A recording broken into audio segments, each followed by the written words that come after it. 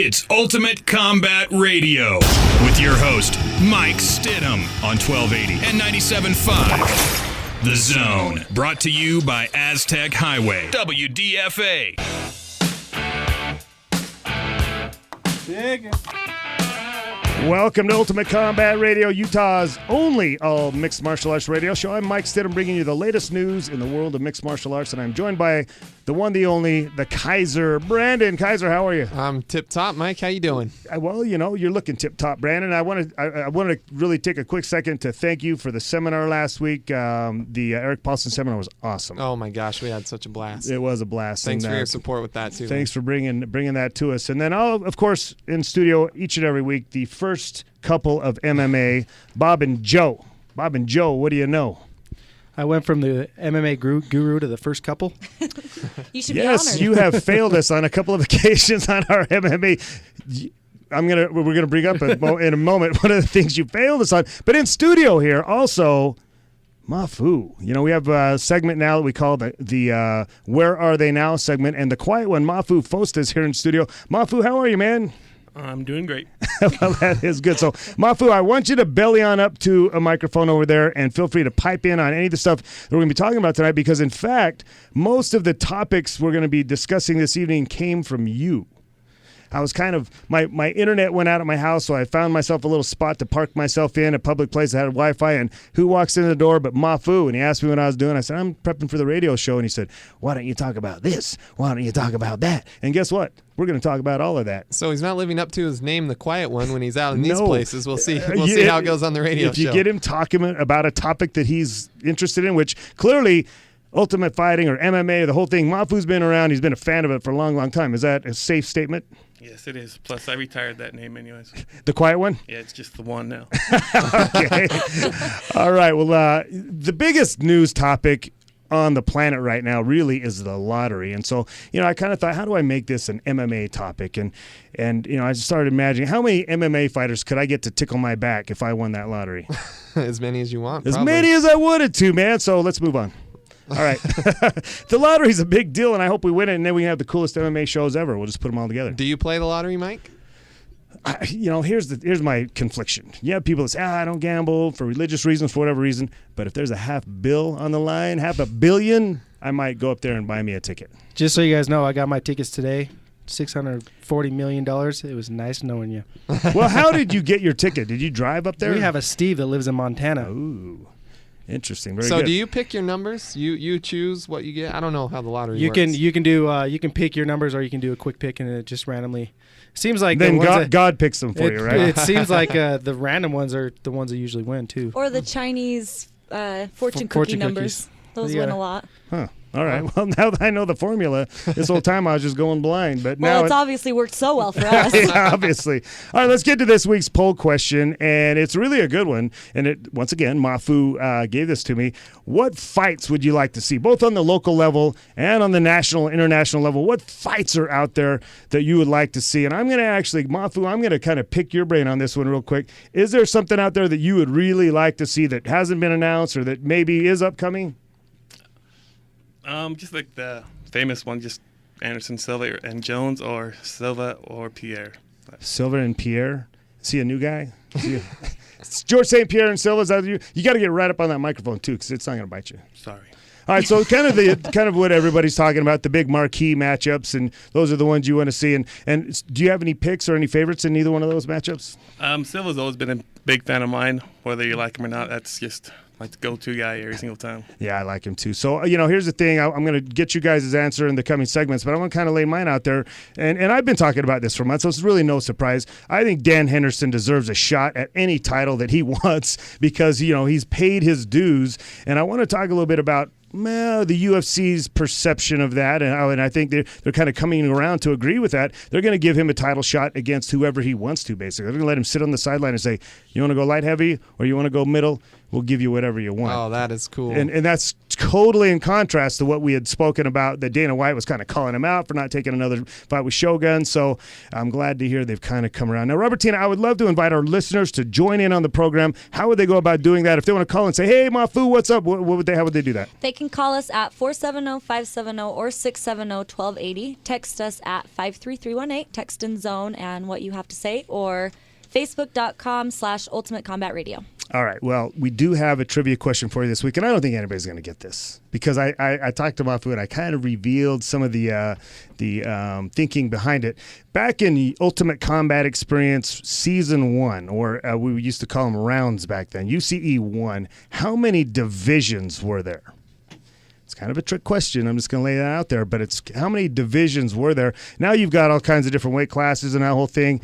And back then, back in the early days, there was no commission and there was nobody telling us what we had to do. And we kind of ran weigh-ins the way we wanted to run weigh-ins. And sometimes it was a subjective thing because we had to fill in, divisions. So, the weight classes were suggested.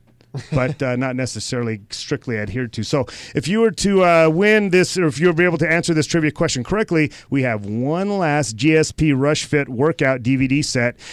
We didn't give it away last week because nobody got the correct answer, and I'm not going to tell you the correct answer anymore. He had his chance to have his name mentioned on the radio. We're not going to do it. We're just not going to do it. All right, so we do have one more GSP Rush Fit set of 4 workout DVDs, each containing 5 tough mixed martial arts MMA-style circuits designed by UFC fighter George St. Pierre and his trainer Eric Owings. So if you want to win that, you call in with the trivia question. And one more time, Robertina, what the heck? Give them the number. How do they do that? 470-1280, 570-1280, 670-1280.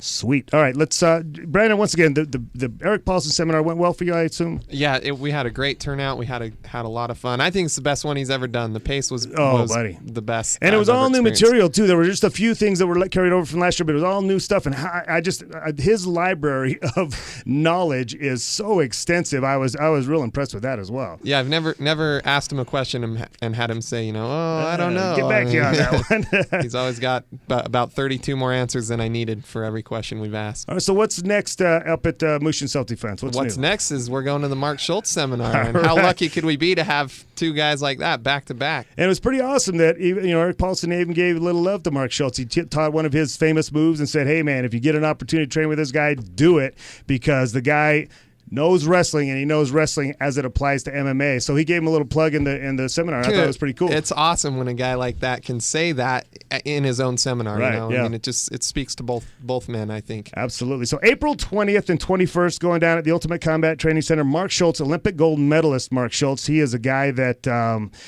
he's legendary in the sport of wrestling, but also came away with a big win in UFC 9 against Gary Goodridge. So he is no stranger to the game of mixed martial arts, and he's going to put on a seminar. And it's cheap, man. It's only $50 for one day and $75 for 2. So you can't beat the price. Yeah, you can't beat that. And I'll tell you too, it's funny how all of these different quote unquote legendary trainers and fighters, they all have their own really unique and loyal following. Last night we shot a damage control segment, Yamasaki and I, promoting the Mark Schultz seminar, and as we were shooting it, students were starting to walk in, and these are guys who I've been begging to support the Eric Paulson seminar for the last few months. Really? And they walked in and they all chirped up and said, wait, Mark Schultz is coming? And I'm not a big follower of wrestling, so right. I had heard the name, but I didn't know much about him. But these guys were like, oh, well, we'll be there to that one. That's like, awesome. You suckers. But no, it is cool, and we should have a good turnout for that. That's the response I've gotten online as well. People go, really? How did you do that? And it's just a guy. He has some local ties here. He coached at BYU for a little while. He's LDS, and he's got some kids that live here in Utah. So he's happy to come out here and share his knowledge with us. Do you have? I just have curiosity. Do you know by any chance if this is strictly a wrestling seminar, or is it wrestling for MMA? Or I mean, do you have any feeling from him? He's doing it in segments, and really, he said, you tell me what you want. So I honestly, this is my opinion. I've always kind of preached this in my gym because we have different factions at my gym. We have boxing, we have kickboxing, we have wrestling. They're all separate classes. And then we have an MMA class where we mix it all together. And I tell the guys, do wrestling for wrestling. Don't be afraid to go to your, go to your back or whatever. I mean, don't try to go to your back because you're trying to do jiu-jitsu. Do wrestling for wrestling. And get really good at wrestling because believe me, if you do it that way, you'll know how to adapt it to MMA. And same thing with boxing. Boxing's done completely differently if you're just boxing or versus trying to do some boxing techniques in an MMA match. It's completely different. So I would really, in my mind, I would prefer just to have a straight wrestling seminar, and especially the way he wrestles, Joe. I think you'll back up me up on this. He wrestles like a vicious demon. It's a fight. It wasn't a wrestling match with him. It was a fight. He was, and he was very aggressive, and the stuff he did, it was stuff to hurt you. So, that's my opinion. If you want to do a small segment on MMA, I think we should do that, but I like the wrestling aspect. Is there ways people can pre-register or come down and get more info? Yeah, go to our Facebook page, Ultimate Combat Training Center, and we'll have a link right there where you can get registered and save yourself a little bit of money by getting registered before it gets too close to the seminar. Are they doing this at the UCTC, or is it going to be? That's where it looks like we're going to do it right now. I think we're just going to keep it there, keep it intimate and small and lovey. Perfect. All right, well, it's good stuff. All right, I want to talk a little bit about the state of mixed martial arts because, we debated a couple weeks ago whether MMA is a sport or a fight, and it's kind of come up in this conversation a little bit too.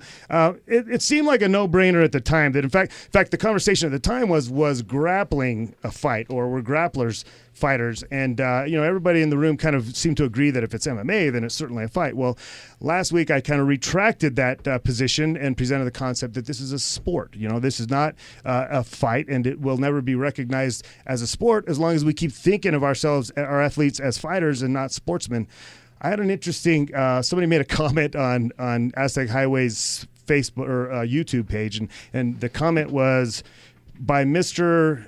something effing something, I can't remember. Obviously not a real super smart person, but they made the comment on there, well, it's a fight, man. You can die in a fight, and if you can die in a fight, then, and that ideology, that line of thinking is exactly what keeps us from growing as a sport and what keeps people from recognizing us as athletes, because you think like a ding-dong. So I would just respond to that person that, first of all, maybe read a couple books and, kind of figure out what it is that you're trying to do with the sport. If you want to get into street fights, go do it on the street, man. But if you're trying to be an athlete, you want to get better yourself, make yourself a better person, then, enroll in some MMA classes and try to do that. So now, interestingly enough, also, Chris Killay's been such a contributor to the show, but he brought the Tap Out magazine this month that I hadn't gotten yet.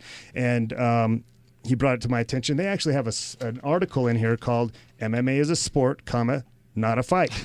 and I thought it was interesting that this topic is bigger, it's actually being tossed around out there on more of a national scale.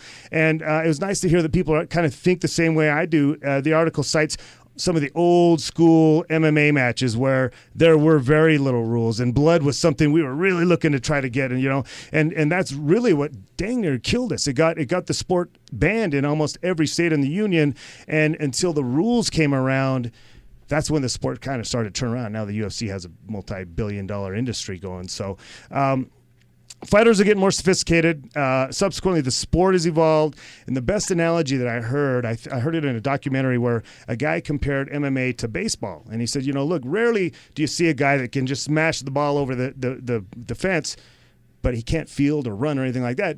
Rarely will you see a guy like that succeed in baseball. You have to cross-train. You have to get good at different aspects of the sport, or otherwise you're just not going to be around for very long. And that's really what's happened here, where it's evolved from a fist fight to now it's more of a sophisticated sport. So I think that's how this sport's going to grow, and I think that's how we're going to continue to get bigger and better. So let's talk about the state of what's going on in MMA right now. That kind of really gives you an indication of where we are in terms of that growth.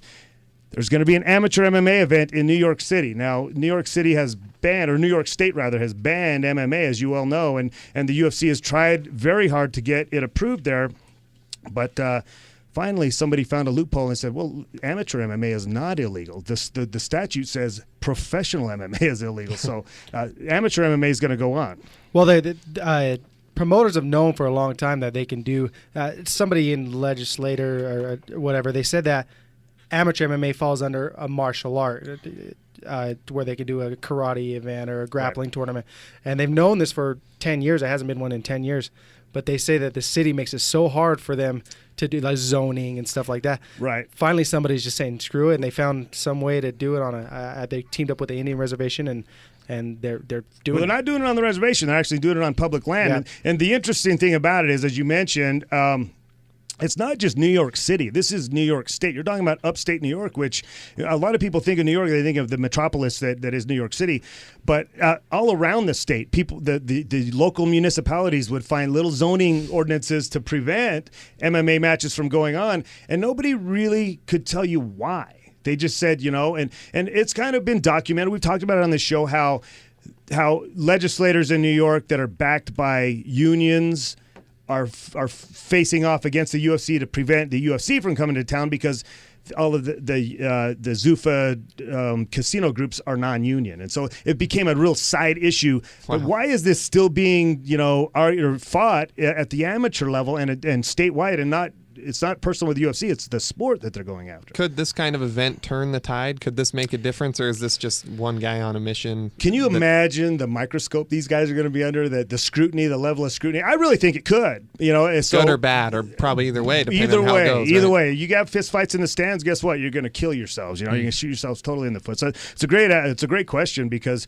this guy is going to have to put on a good show. They're going to put a quality event on it. They're going to have to show that it's a sport. You can't show that it's a fight, and you really are going to have some major heavy hitters in New York looking at this going, do we want this or not? Hopefully he's the right guy for the job. Sounds like you have a kindred spirit out there in New York, Mike. Yeah, I certainly do. And so now conversely, you can kind of take a look at Arizona, where they seem to be having problems getting support for their sport of MMA.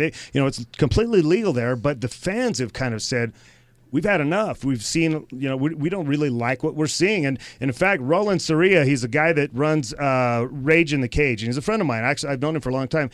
He says, that he sees his crowds are dwindling. People are not, coming out and supporting. They're having a difficulty getting sponsors and so on and so forth. Well, Asher Lutz is a promoter from Ohio who says, the low attendance and the poor sponsor support is because you're putting on crappy shows. And so he says he's going to come into town, he's going to do some shows, and he's going to really show you guys how to put it on. Well, if I had a buck for every guy that flew into town here thinking he was going to put on this high-quality event, and look, big events have gone to Arizona and failed miserably. So I don't know where this guy thinks he's going to do. I can really compare it to things that are going on here. I can tell you firsthand that there are some promotions out there right now that are making big promises that are not following through. They're not delivering on those promises. And I know Bill Colbert thought that because there are still promotions coming into town, there are new promoters, he thought that the sport is healthy and still thriving. Well, you got to look at the class of guys that are doing it. Some of the guys that are doing it they're killing it big picture. Because once you burn a couple venues, once you burn Budweiser, a couple of big sponsors, it makes it impossible for the next guy to come along and have any success whatsoever. Well, and that's what they said is happening in Arizona, that a couple promotions came through and made big promises to people who are investing in it and just ran with the money. So they're having a hard time getting any sponsorship at all. And I can tell you exactly who that person is. He tried to do shows here, man, and he failed miserably, and he went down there and did the same thing. And he's one of those guys that he claimed to be an attorney. A little research found out that he wasn't an attorney. Then you Google his name, you find out it wasn't really his real name, and that he had duped people all over the world in some security situations. Now these are the kind of guys that are doing events, and they think perception is there's big money being made, and there just really isn't. Guys, you have to love it to stick with it over the long haul, because it's not a windfall of cash that's going to come through. So what's next? What's next for Utah and the major scene? Is the big scene okay because of the UFC, and is that the only thing that carries the large scale scene, or is it all? Is everybody going through that right now, do you think? I think two things are main factors. And number one is the people regulating the sport haven't got the slightest clue what they're doing. And that's across the board. That's not exclusive here to Utah. I think that's the biggest problem, because they're all trying to be like one another. And the problem is none of them have the same it's not a level playing field. What a promoter can do in Nevada, Las Vegas, you can't even dream to be able to do that here. It's just not the same thing. We can't get casino money to back what we're trying to do. So, why does Utah want to regulate promoters and fighters the same as Nevada? You just can't do that. So that's the number one biggest hurdle, I think, that we face. And then secondly, there really is no uniform regulation, in the sense that there are a lot of jokers that are coming along and just doing really bad things and making it tough for everybody else. What's the solution? The solution better is regulation. Honestly, I think that either regulate it better or get out of the way. Just get out of the way and let basically economics take over. You can survive or you can't. You put on a good show, people will support you, and you don't, then you'll go away. Well, they're letting $100 and you can be a promoter. It's really not a whole lot of work. $30 and you can be a corner man. Yeah. There is no training whatsoever.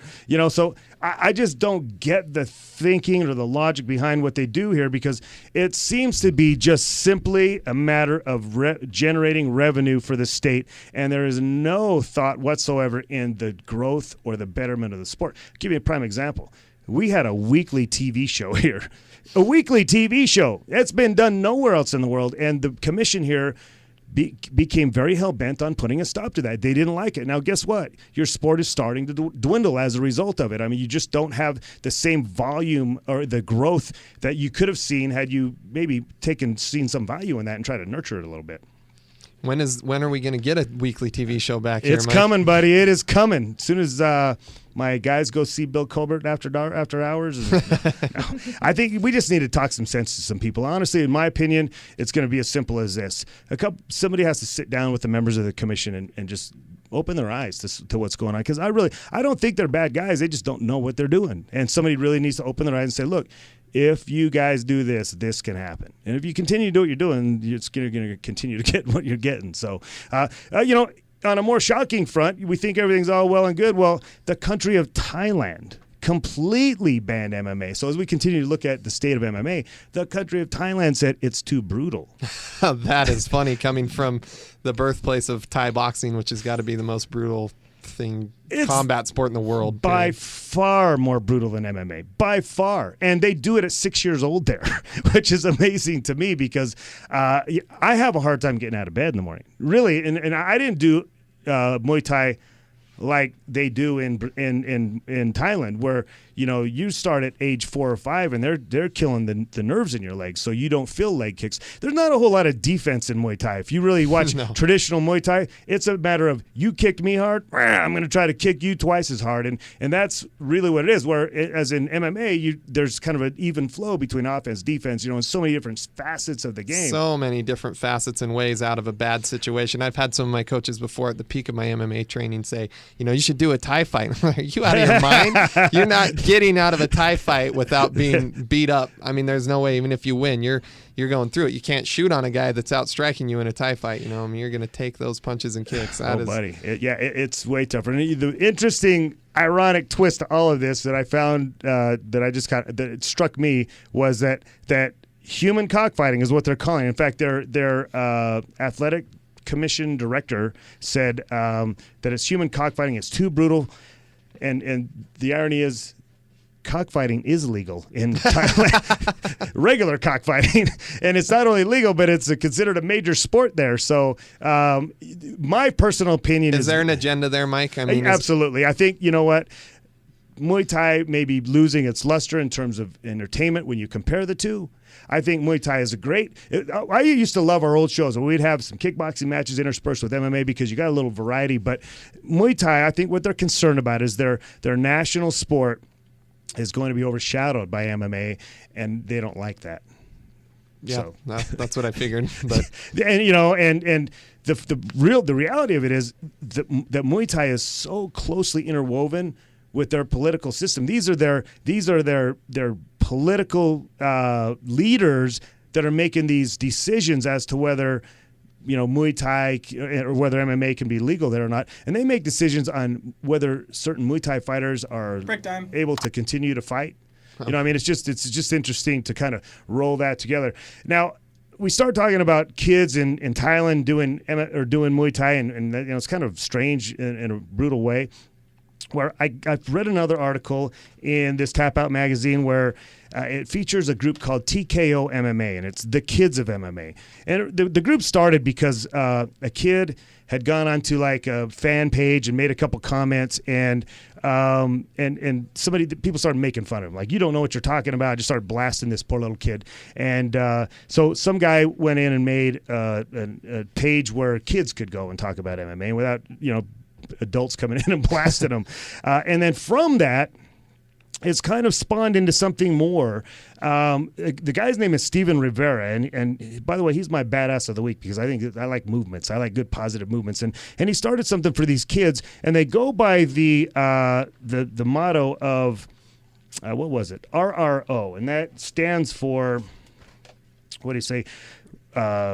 It was like recognition, respect, and opportunity. And he says, recognition of your talent, skills, and persona lead to respect. And when you're respected, new doors of opportunity can open for you. And so, I get where people are saying, look, it's a brutal sport, and I don't really want my kids exposed to it. But I remember as a young kid, I learned karate. And in karate, they taught me to knee a guy in the ding-ding, and they taught me to claw some guy's eyes out, to defend myself. And so how are you comparing the brutality? In my mind, it's all about the packaging. Yeah, it's the presentation completely. It really is. And when you talk about the Mr. FB on YouTube, unfortunately, the reality of it is those are the kind of guys that are exposing MMA to your kids. Those are it's that mindset that's doing it. And unfortunately, there are just not enough guys that are professionally putting it together with the kid in mind. Yeah, when we first started talking about kids in MMA and the subject, I tried to think of myself putting a kid in MMA, and I thought, man, if I was going to put somebody like a child into a class that was taught by, someone like Yamasaki, who they're learning MMA skills, but it's presented in a very professional manner and discipline and respect, and the things that a parent really looks for their kid to get out of something like that, where that's the focus, and the MMA skills are a byproduct of that I would feel great about. But man, some of the violence and the brutality that is hyped up to kids that are already sensitive to that, to me, is less desirable. Yeah, and I completely agree with you. And that's why I think, it's kind of like there's a National Taekwondo Association that kind of helps give lesson plans and structure to what is taught to kids. That's why Taekwondo is growing at such a rapid pace. It's not because they're teaching kids how to fight well. It's because they have a good structure to it. And so, if somebody can step forward and put together good lesson plans and teach kids that, with this newfound ability to defend yourself, and it comes a responsibility and comes respect and those kind of things, I think it'll have it'll flourish. Yeah, well, we'll see. We will see. We got tons more to talk about. We're going to talk to the quiet one, Mafu Fosta, when we come back.